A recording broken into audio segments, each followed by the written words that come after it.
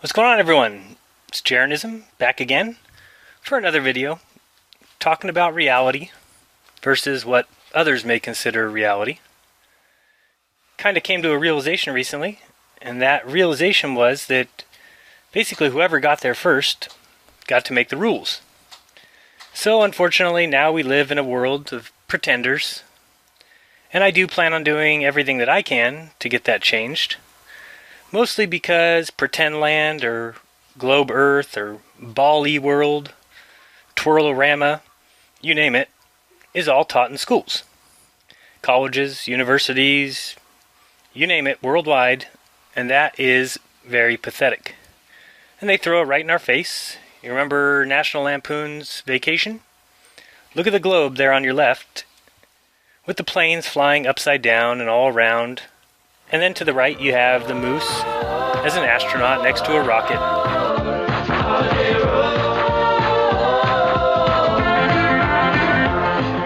Sorry folks, it's impossible to live on everyone's favorite spinning, orbiting piece of nonsense. I mean, you'd spin right off. I mean, use your noggin, geniuses. How would the water even stay on? Sorry. Just the idea alone would make the most sane of us pull a Clark Griswold. This is crazy, this is crazy, this is crazy. See, to get scientists to change their view on what space is, it would be kind of like taking candy from a kid. There'd be a lot of yelling, screaming, temper tantrums, because this is their livelihood. It is exactly what they decided to do with their lives. They wanted to play with expensive toys and play pretend and make things up that don't exist in reality. Well, to change that would be kind of like telling them that their best friend is an imaginary one, even though they've played with that friend for years. And other people play with it too. And they also agree that it's reality. So sadly, it isn't. It isn't reality. It's pretend. It's imaginary. Worst part of it all, our tax dollars went to building this fantasy world for these people to play make-believe in. And NASA even fakes it continually, so that other people can play pretend too. Some even get big heads and make stupid-ass statements. Characteristic you value most in yourself. I like, and I've worked hard at this, the ability to just speak something that is so fundamentally true that it's not subject to your opinion about what I just said. That gets an absolute. That gets right into the center of any conversation. And then I can walk out and let that be the it's not, why you think that, but I think something else. Then why even have the conversation? Then there's an old saying, in the universe, there are the laws of physics, and everything else is opinion. Sorry, Neil. Try me. See if I think I have no opinion on your bullshit sci-fi fantasies. What has space done for humanity is my question. It gave you a mansion, a nice car, a nice job, and an enormous head. So keep telling lies, and I'll keep calling you out. If you want to believe in things like this, Neil, go right ahead. You want to believe that they float around in space and that micrometeoroids are flying around and leaving holes like this in the ISS? You want to believe that this is Pluto and convince all these gullible people that this is Saturn?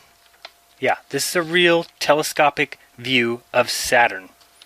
You want to tell people that it's a place that they can one day travel to? You want people to believe in this? This. Folks, our job is crystal clear. At this point, we just need to laugh. Laugh our asses off at these pathetic people who want to keep making excuses and saying that this is all real. It's a cartoon. It is make-believe. It's a sad excuse for reality, and it simply doesn't exist. It is simply pretend. Imagine if you were on the moon looking at Earth. Would it look the way that it looked in all the Apollo films? I don't think so. Another beautiful fake by NASA. So, they got there first and made a fake universe and even have it taught in schools, all because they made sure it was mathematically correct. But what it comes down to is, does mathematics always mean reality? So first, let's take a look at a couple quotes, see if they can help us out. First one is, today's scientists have substituted mathematics for experiments, and they wander off through equation after equation, and eventually build a structure which has no relation to reality. Nikola Tesla. And Max Planck, surveying his own career in the scientific autobiography, sadly remarked that a new scientific truth does not triumph by convincing its opponents and making them see the light, but rather because its opponents eventually die, and a new generation grows up that is familiar with it. And lastly, the skeptic will say, it may well be true that this system of equations is reasonable from a logical standpoint, but this does not prove that it corresponds to nature. You are right, dear skeptic. Experience alone can decide on truth.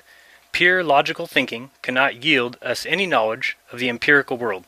All knowledge of reality starts from experience and ends in it. Albert Einstein, 1954. So from this, we can conclude that there are two different types of mathematical truths. Number one, mathematical truths only. Number two, mathematical truths which also correspond to physical reality. In which one do you think the globe falls into? Clearly, the globe is completely and totally impossible. Let's take a look at a few examples of this. First, let's look at solar and lunar eclipses. So, if you look at the top, you'll see that the moon, coming right to left, is going through a lunar eclipse in which the Earth's shadow supposedly appears on the moon. So if that were true, you can just look at the distance that the moon is traveling there. If it were true, then our full moon would last as long as the lunar eclipses do. The last lunar eclipse that we had lasted 3 hours and 24 minutes. So do our full moons last 3 hours and 24 minutes, or do they last 3 days? Something we need to ask ourselves. If you look a little bit lower there, you'll see now the moon is coming around from left to right. And this is the time when it goes in front of the sun, and that is a solar eclipse. And during a solar eclipse, the moon blocks the sun, and this happens very quickly. Our new moon lasts 3 days. So why wouldn't eclipses also last 3 days? Is the moon actually going around monthly, or is it going around daily, as some may think? Let's listen now and watch as this man almost wets himself over Benoit's balls. Bailey's beads. And of course, he almost cries when it comes time for, it's a diamond ring! Once again, the sun returns. We're saved by the laws of celestial mechanics. Mechanics! A bright red dot. Oh, wow. It's the most amazing red I've ever seen. Here comes the sun. Oh, wow. If you believe that these eclipses are real, I ask you again to please randomly choose any 10 YouTube eclipses that you want, and go see if even one of them looks even halfway legit. They are not real. It's a joke. Another hoax on us. Ha ha. Look at everybody believing in these things. If you disagree, take my challenge. Go watch 10 of them. You'll see. Now take a look at this image. No, it's not Mickey Mouse. Pretend you're that pink character at the top, and imagine this is what you'd see from your vantage point. Sunrise on your left, sunset on your right, in 14 hours. How about a blood moon, with the sun and the moon both above your horizon at the same time, and that shadow on the moon is that of Earth, of course. Does that make any sense? Now let's take a look at this image. I'll go through it kind of step by step with you. So first, imagine that you are the man standing at letter A, the little pink character. Looking out at your horizon, you can see that the yellow lines are kind of his vantage point. Now, if you were to say, well, the pink guy is standing at letter X, or the pink guy is standing at letter Z, understand that we could rotate the globe so that your pink man was standing at the top where I have situated letter A, right? We could rotate X so he was where A is, or rotate Z where A is, so everyone has that top perspective. So now let's look at letter B, which would be the sunrise. That's what you'd see from your vantage point. Not very far out, right? If you're looking out over the beach, we're talking possibly 3-4 miles deep, and being able to see the sunrise. Now let's jump over to letter C. Now picture that we have simply turned around. So we've saw the sun rise. Now we're going to turn around and watch it set. So you can take a look at letter D, and you can see that the sun sets. Now that happens within 14 hours, as letter E states. However, if you look at letter G, that sun needed to set and go all the way around the globe and come back up to letter H in order for you to see it, which only took 10 hours. Yet the simple rise and set, as if you look at letter F, would take 14 hours. Hopefully that makes sense. We can move on down below here. You can see that the Earth is spinning. You can see letter K there, showing you which way the Earth is rotating. And then you can take a look first at letter I, which shows you a distance of 2,500 miles. Now we can look out at letter N, which is the sun. Now if you're that first dot on letter I, you can't see the sun rise because there's a 789 mile curvature in the 2,500 mile distance between the first and second dot on letter I. So as the globe rotated to where the second dot on I is, to understand it a little better, let's look over on the right hand side and you can see that the person at letter P is looking out at the sun rising, which is letter O. Now you might wonder, where must that person be to see the sun rise? So look back at the globe on the left. Let's take a look at letter M. And if you look carefully, you'll see there's a black dot and a gray dot. Let's pretend that the black dot is on the near side of the globe, where we are, and the gray dot is on the complete other side of the globe. Now you might think that that's where you would be to see the sun rise or the sun set. But remember, between there and the horizon point would be 6,250 miles, which is about 5,000 miles of curvature. 5,000 miles. So do you think you'd be able to see over that hump of 5,000 miles? Absolutely not. So you'd have to wait until your position at M got all the way over to L until you could see the sun.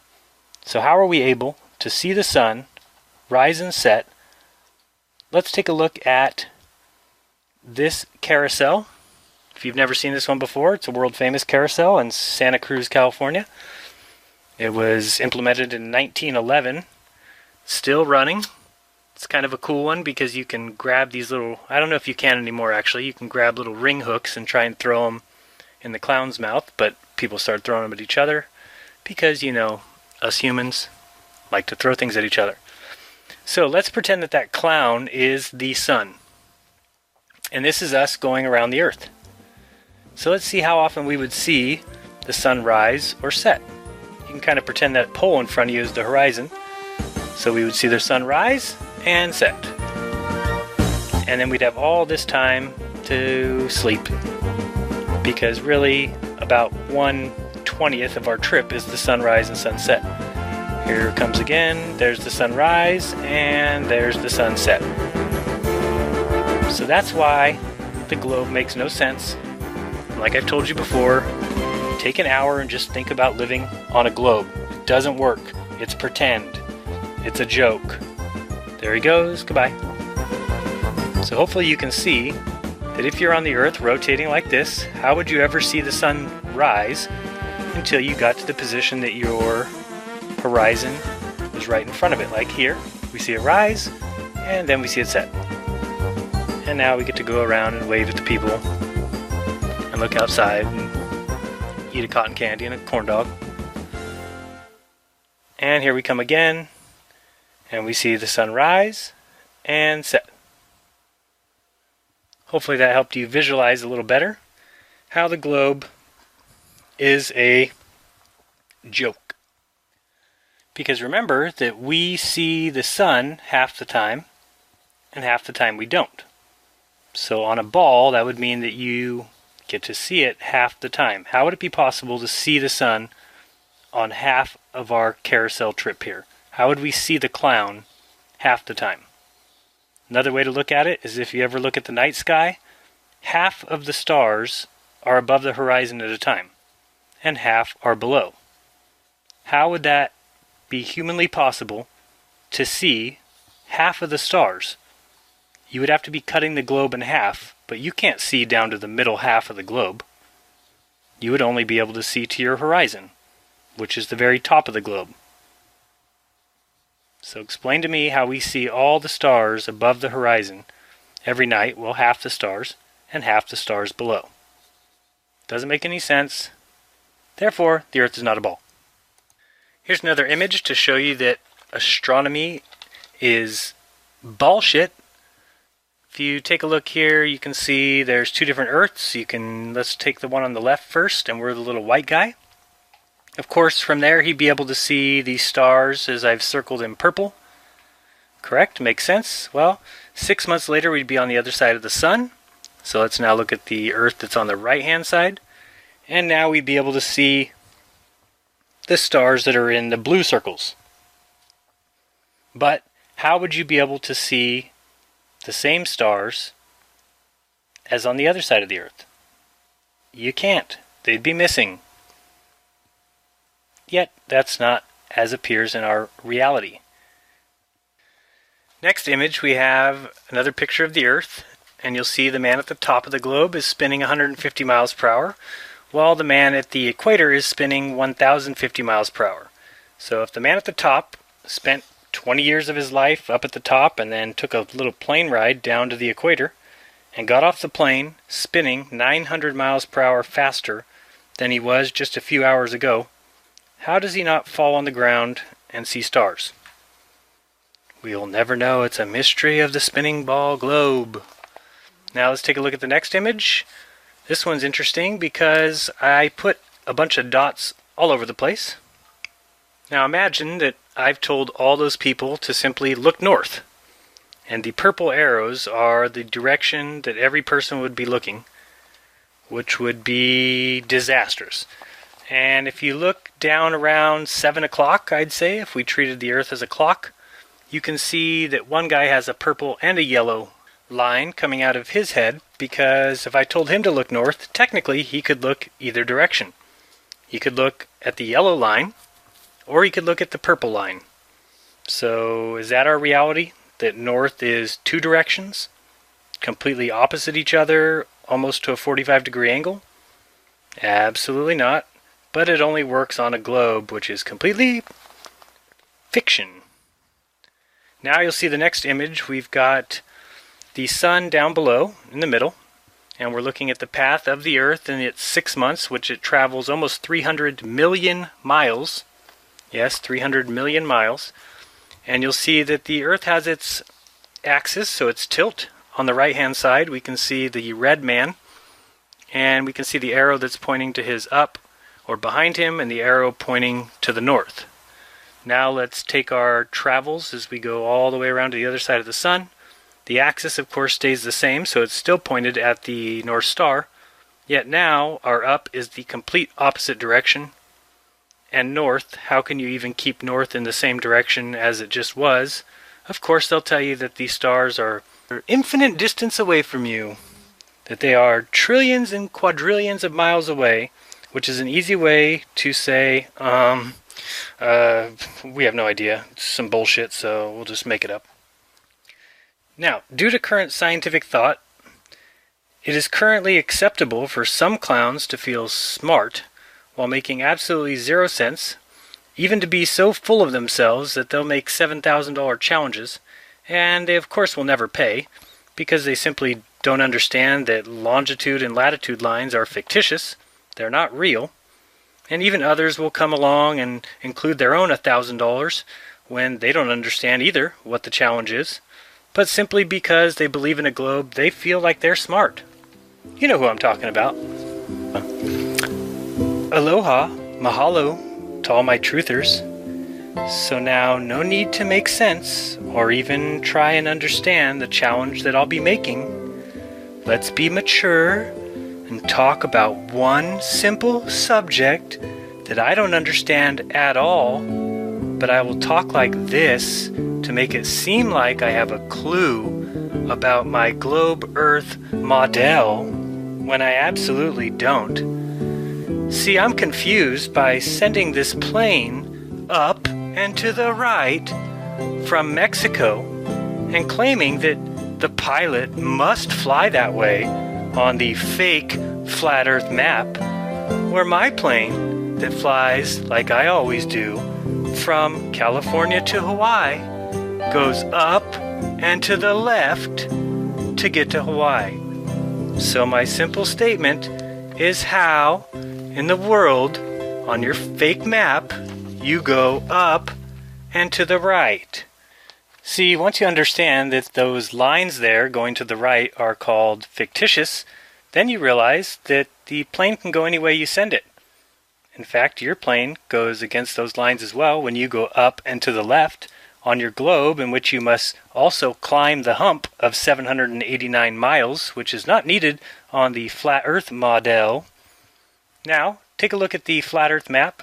You'll see that I drew the lines of longitude and latitude on here, and I show you the degrees so that you can see it works just like a globe, only without all the curvature that we don't see anywhere in reality. Then I added the next lines, and you can see the little pink dot that is Honolulu and the pink dot that is in San Francisco. You'll also notice that nowhere inside the United States is it south of Honolulu. It is all north, meaning that every time you ever travel from the United States to Hawaii, you'd be traveling southwest. So, number one, you see here, he showed the flat Earth plane is leaving Mexico and going south, then east. Why? Sounds like a pilot problem to me. I'd fire him. Number two, then magically he showed his plane leaving and going south and west, which would be the same as the flat Earth map. So I don't even mind the mistake, but the pompous attitude with the wrong info was kind of sad. And number three, the plane goes south and west as it would on the globe or the flat Earth map. Only difference is the flat Earth map gets to leave out that 789-mile climb that would really be tough on an airplane and all those occupants inside.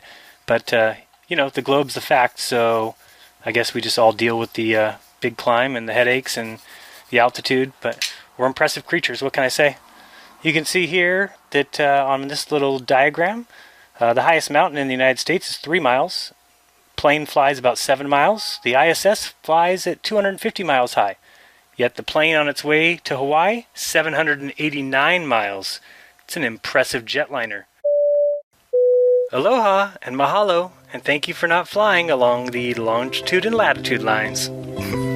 I am still interested in how exactly Truth Error C is getting out of paying Lori the $7,000 she deserves for a well thought out and quick response.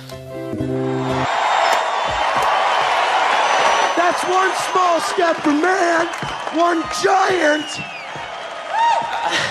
I have a dream.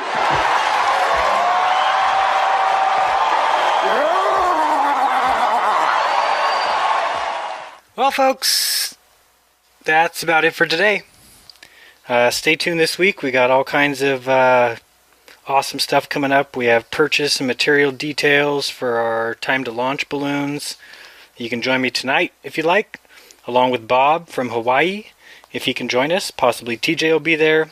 Who knows who we'll have. I've got some Eclipse stuff coming up this week, some Challenger disaster stuff. Disaster. And possibly a curvature test. You never know when, so packed full. Just really quick, if you have emailed me or commented or are waiting for a response from me, please know that I'm doing every single thing I can. I'm doing the very best I can. I'm taking care of my family first and doing all that I can to try and make more room and more time for videos and spreading the truth. It's not easy. If you're wealthy or if you have any extra, please click donate. I would appreciate it so much. It helps more than you'll ever know. That's the honest truth. I appreciate it so much. And if you can't, please just share my videos. They're always free. They'll always be free. And truth be told, when I made my first video just 6 months ago, I honestly had no idea that I'd love doing it so much. And I really do like it a lot. So there's so much to discuss. And I appreciate those of you who have been there. You've been unbelievable. Those who have helped me, helped my wife and I are unbelievable. I can't even say enough. Bob and Cammie, Paul, Jonathan, you guys are unbelievable. I hope you know I'm forever indebted, and to the rest of you as well. If I forgot your name, I'm sorry. I just wanted to get that off my chest and tell you how much I really appreciate it. I can't say enough. So see you tonight, 6 p.m. Pacific time, right here on YouTube. So, this is Jaren with Jarenism. I'm reminding you all to open your mind because there's truth inside. Be good to each other. Don't lie to each other. Please remember that golden rule. And until next time, stay flat. Peace.